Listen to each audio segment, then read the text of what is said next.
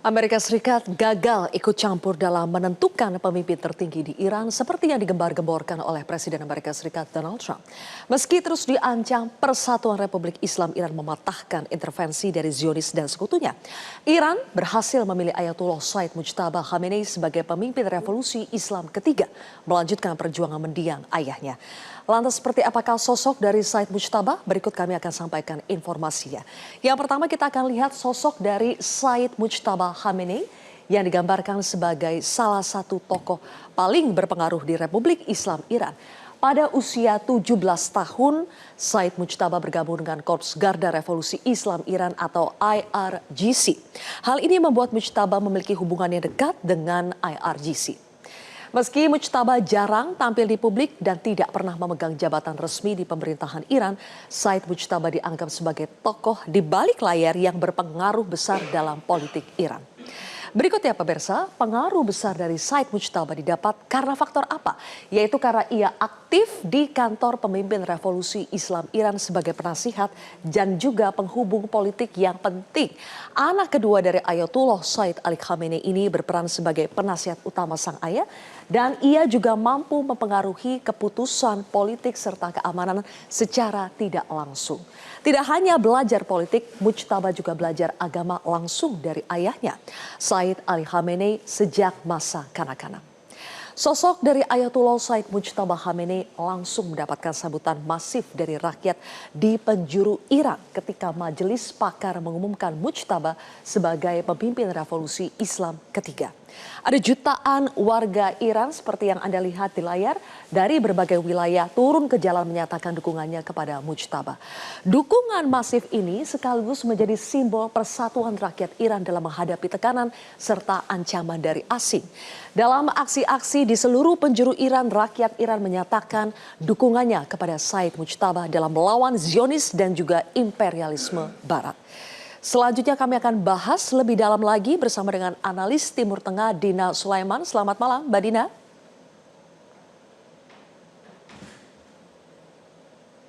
Ya, selamat malam Mbak Sylvia.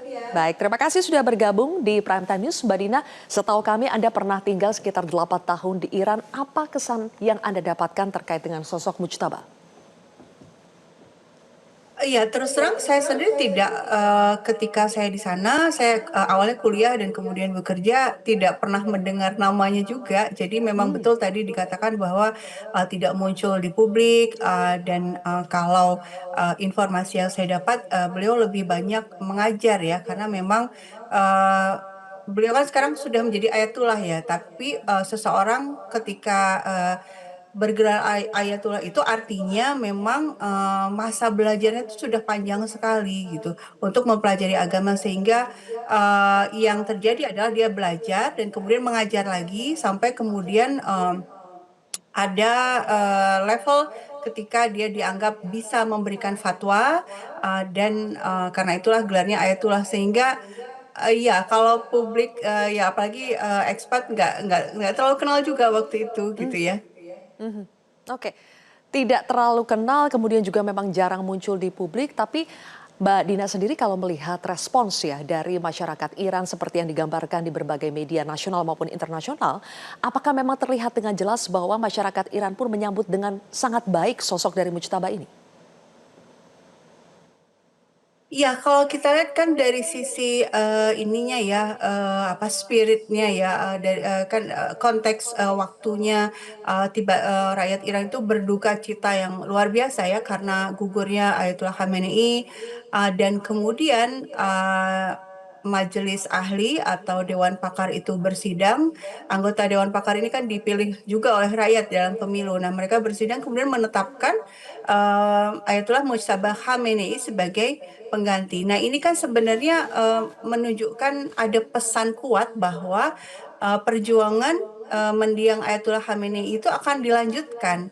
Karena kita tahu bahwa Mujtaba Khamenei itu di hari yang sama ketika ayah dan ibunya dan istrinya dan anaknya itu gugur di bom oleh Amerika Serikat dan Israel, itu dia juga ada di lokasi sehingga saat ini kan masih belum muncul ya karena memang dikabarkan kondisinya masih dalam keadaan terluka. karena serangan itu. Dan kemudian juga masa lalunya, padahal waktu itu dia posisinya sebagai anak presiden ya. Waktu itu kan sebelum menjadi pemimpin tertinggi, Ayatollah Khamenei itu sempat menjadi presiden. Dan dia sebagai anak presiden juga ikut terjun ke dalam medan perang untuk mempertahankan tanah airnya melawan serbuan Irak waktu itu. Artinya, buat rakyat Iran ini harapan bahwa pembalasan akan berlanjut karena orang Iran sekarang sudah ribuan yang menjadi korban. Mereka tentu Ya, tidak terima kalau pemerintah mereka tiba-tiba berhenti begitu saja berdamai dan tidak memberikan pembalasan yang setimpal untuk rezim Amerika Serikat dan Israel. oke, Ditambah lagi memang selama ini sejak 1979 itu rakyat Iran itu punya semangat untuk membantu orang-orang Palestina. Seandainya Iran berhasil mengalahkan Amerika dan Israel, tentu pada saat yang sama juga Palestina akan merdeka. baik. Dan saya pikir ini yang membuat rakyat Iran betul-betul menyambut dengan sukaria ya terpilihnya Ayatollah Mujtaba ini, sebagaimana yang banyak kita terima beritanya ya, video-video dari Iran Oke, tersebar sekali. ya. Orang-orang turun ke jalan karena bersukacita atas pemilihan Ayatollah Mujtaba Ya, ini. Mbak Dina dan pemirsa, sambil kita berbincang ini, kami juga akan memperlihatkan kepada Anda situasi dari Bandara Soekarno-Hatta karena saat ini sedang bersiap untuk menyambut kedatangan dari warga negara Indonesia yang tiba dari Iran. Jadi mereka ini adalah WNI yang dievakuasi karena terkait dengan situasi keamanan di Iran saat ini, adanya eskalasi ketegangan di Timur Tengah terutama di Iran. Ada sekitar 21 warga negara Indonesia yang diinformasikan akan tiba di Bandara Soekarno-Hatta, Tangerang Selatan Tangerang, Banten maksud kami setelah dilakukan proses evakuasi. Kita akan sama-sama menantikan kedatangan dari 21 WNI ini. Kami lanjutkan lagi pemirsa. Jadi Mbak Dina, kalau berbicara soal serangan ya Iran sekarang kita lihat terus melancarkan serangan balasan ke Amerika Serikat dan juga Zionis Israel dengan sandi operasi Labaik Ya Khamenei. Katanya didedikasikan bagi Said Mujtaba. Mbak Dina, apakah ini berarti Mujtaba sudah mulai mengomandoi serangan balasan tersebut? Ya, sangat mungkin ya. Jadi di Iran dalam struktur pemerintahan Republik Islam Iran itu pemimpin tertinggi atau wali fakih itu selain secara umum dia menjaga agar jalannya pemerintahan itu tetap pada koridor syariat Islam, uh, juga ada wewenang yang sangat besar dari sisi militer. Jadi militer Iran itu ada di bawah pemimpin tertinggi ini, berarti di bawah Ayatullah Mujtaba ini. Dan keputusan perang dan damai itu menurut undang-undang Iran ya ada di tangan pemimpin tertinggi. Sehingga ketika kita melihat bahwa serangan semakin masif, semakin intensif dan juga ini ya betul-betul sepertinya membuat Amerika Serikat kebingungan untuk mencari jalan keluar dari situasi ini. Sangat mungkin ini memang sudah ada perintah dari wali fakih ini atau pemimpin tertinggi ini, karena memang wewenangnya ada di tangan beliau gitu. Oke, jadi apakah Anda melihat ada perubahan strategi dalam operasi pembalasan Iran terhadap agresi Amerika Zionis pasca Said Mujtaba terpilih sebagai pemimpin revolusi Islam yang baru? Apakah akan lebih keras dari yang sebelumnya? Ya, kalau dari sisi strategi, saya pikir ada hal yang menarik ya. Pertama, ada permintaan maaf ya dari Presiden Iran kepada negara-negara Teluk. Ini menunjukkan upaya diplomatik dari pemerintah Iran untuk mengingatkan kepada negara-negara Teluk ini bahwa sesungguhnya Iran itu tidak menyerang mereka, tidak menyerang bangsa-bangsa Arab ini, tapi menyerang Amerika Serikat, menyerang aset-aset militer Amerika Serikat yang ada di negara-negara tersebut. Dan dengan cara peredaan ketegangan ini, Iran mengajak agar negara-negara Arab ini tidak mau terprovokasi ya oleh upaya rezim Zionis dan Amerika untuk mengadu domba mereka. Nah, kemudian di saat yang sama strategi yang dilakukan oleh Iran kalau dilihat serangannya itu hanya ke beberapa negara saja, ke beberapa negara tertentu saja, tidak lagi ke seluruh negara Teluk yang punya pangkalan militer Amerika Serikat, dan kemudian lebih memfokuskan sekarang serangannya ke Israel.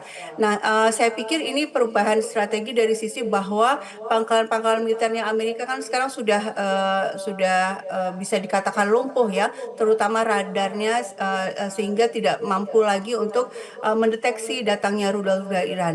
Nah, dari sini kelihatan bahwa Israel pun sudah kehilangan pelindung, yaitu pangkalan militer Hmm, Amerika Serikat sebenarnya kan dibangun di sekitar Iran itu kan sebenarnya untuk melindungi Israel. Nah, ketika ini pangkalannya sudah banyak yang berhasil dilumpuhkan, Iran kemudian memfokuskan serangan beberapa hari terakhir ini ke Israel.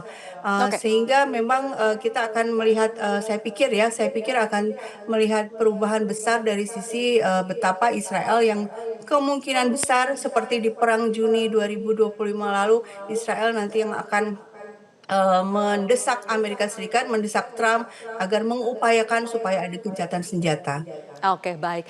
Mbak Dina, kalau dari pernyataan Anda kan tampaknya Iran sekarang sedang di atas angin ya. Banyak sekali serangan-serangan Iran yang tepat sasaran sudah melumpuhkan berbagai fasilitas dari Israel maupun dari Amerika. Tapi pernyataan terbaru Trump, malahan dia sendiri bilang bahwa sinyal bahwa perang akan segera berakhir itu ada, kita tangkap dari pernyataan Trump yang terbaru karena Iran disebut sudah tidak punya apa-apa. Bagaimana Anda membaca pernyataan Trump ini? Apakah ini justru sinyal ketakutan Trump karena memang situasinya justru terbalik, AS dan juga Israel yang sedang lumpuh dan ditambah lagi harga minyak dunia yang sudah terbang jauh? Iya, jadi begini, kalau situasinya realnya itu kan, yang menyatakannya juga sudah banyak ya, termasuk juga pengamat dari Amerika Serikat sendiri. Situasinya itu berat sekali buat Amerika Serikat. Dari sisi biaya saja itu sudah lebih 10 juta US dollar ya dalam 10 hari ini. 10 miliar bukan juta ya, Hmm, miliar, 10 miliar US dollar sudah habis, dan kemudian juga tekanan ekonomi juga semakin berat, tekanan dari negara-negara Arab terhadap Amerika juga semakin keras. Nah, tapi kalau Amerika Serikat mengumumkan bahwa dia menghentikan perang, itu akan kehilangan muka. Jadi ini mekanisme yang juga sebenarnya sudah banyak disarankan juga oleh orang-orang di Amerika Serikat adalah gimana agar Trump menyatakan sepihak bahwa perang berhenti dan dia yang menang. Ya, dan kemudian tiba-tiba sudah tidak ada masalah apa-apa lagi. Dia akan keluar dari Iran dan propaganda media akan disebarluaskan bahwa ini kemenangan ini ada di tangannya Trump. Nah, tapi hmm, masalahnya buat Trump adalah Iran tidak seperti itu. Justru Iran saya pikir akan terus melawan, dari meskipun secara sepihak nanti Amerika Serikat kemungkinan akan menyatakan sudah ini sudah menang dan ya, menghentikan pertempuran. Karena apa? Karena buat Iran sekarang ini posisinya adalah dia itu tidak mencari hasil yang sementara, hanya sekedar gencatan senjata dan kemudian nanti akan terulang lagi, diserang lagi. Itu sudah masanya sudah lewat gitu ya. Jadi yang hmm, oke, diinginkan oleh Iran sekarang adalah pembalasan yang setimpal, ya, dan kemudian juga menunjukkan kepada Amerika Serikat dan Israel bahwa pembalasan Iran itu betul-betul tidak tertanggungkan oleh mereka, sehingga tidak akan ada lagi perang berikutnya. Dan yang baik Mbak ketiga Dina. juga yang saya pikir targetnya Iran karena dikaitkan dengan Israel adalah Amerika Serikat memang betul-betul keluar dari Timur Tengah sehingga Israel Oke, tidak ada lagi yang melindungi. Ketika Israel tidak ada yang melindungi, perjuangan bangsa Palestina akan jauh ya, lebih kuat, lebih mampu untuk menggulingkan rezim Zionis Israel baik. ini. Mbak Dina Sulaiman, terima kasih atas analisa Anda di Prime Time News hari ini. Jelajahi cara baru mendapatkan informasi. Download Metro TV Extend sekarang.